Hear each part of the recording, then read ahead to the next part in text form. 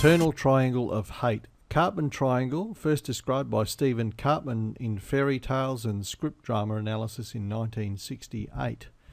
This is a great tool for anybody wanting to understand what's going on when there is conflict present in a relationship of any sort. That's an intimate relationship, personal relationship, work relationship, team relationship, and a business relationship with an organisation.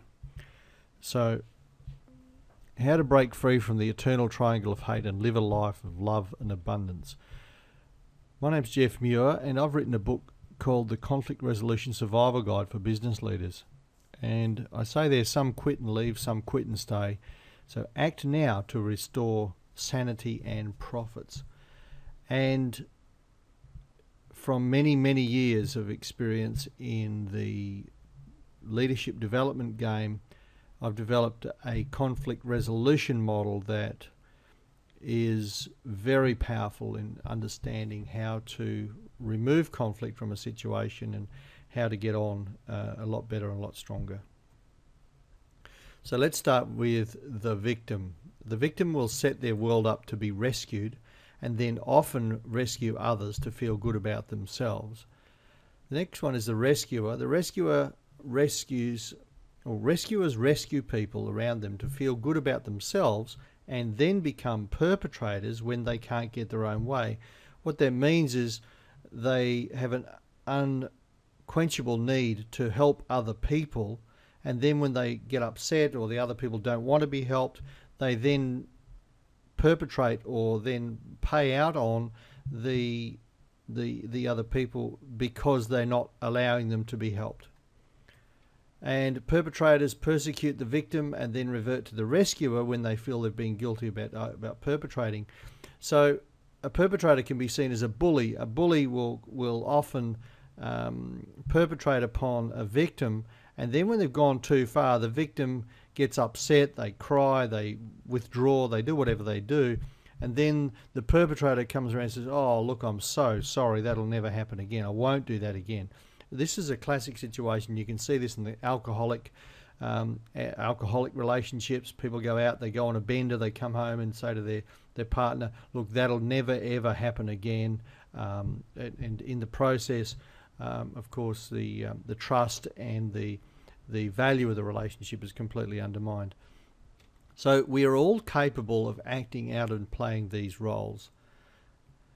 So we have the victim, and that's why it's the eternal triangle of hate. We have the victim, we have the rescuer, the perpetrator, and we switch roles from the victim to the rescuer, from the rescuer to the perpetrator, back to the victim. And of course, it goes the other way, from the victim to the perpetrator, to the rescuer, to the victim, and round and round and round and round. And that's why it's called the eternal triangle of hate. And so here we go backwards again: victim, rescuer, perpetrator, victim, rescuer, perpetrator, victim, perpetrator, rescuer, backwards and rounds. And so this behavior comes from fear and scarcity. Now, let me just say something about that. Fear and scarcity are two things. Fear, of course, we're all familiar with fear. Scarcity means there's not enough. So a perpetrator will often attempt to dominate and control a victim because there's not enough of whatever there is to go around. And it comes from a belief that there's not enough. So there's not enough praise, there's not enough love, there's not enough acknowledgement. And so the perpetrator will perpetrate on the victim because of that fundamental belief that there isn't enough to go around. And the contradiction to that is changing the roles from the victim, the perpetrator, and the rescuer to the open-hearted hero, the wise counsel, and the noble adversary comes from a belief structure that comes from love and abundance. That means there's an abundance of love and there is enough to go around for everybody. And so that is the open-hearted hero, the noble adversary, and the wise counsel. So moving people from victim, perpetrator, rescuer to open-hearted hero, noble adversary, and wise counsel requires a deep and fundamental love and respect for oneself. And that's fundamentally how this works. And Finally, the Conflict Resolution Survival Guide for Business Leaders, whilst it doesn't use the Kartman Triangle in the booklet, what I've attempted to do with the book is to give you some really good solid strategies and ways of thinking to overcome that never-ending cycle.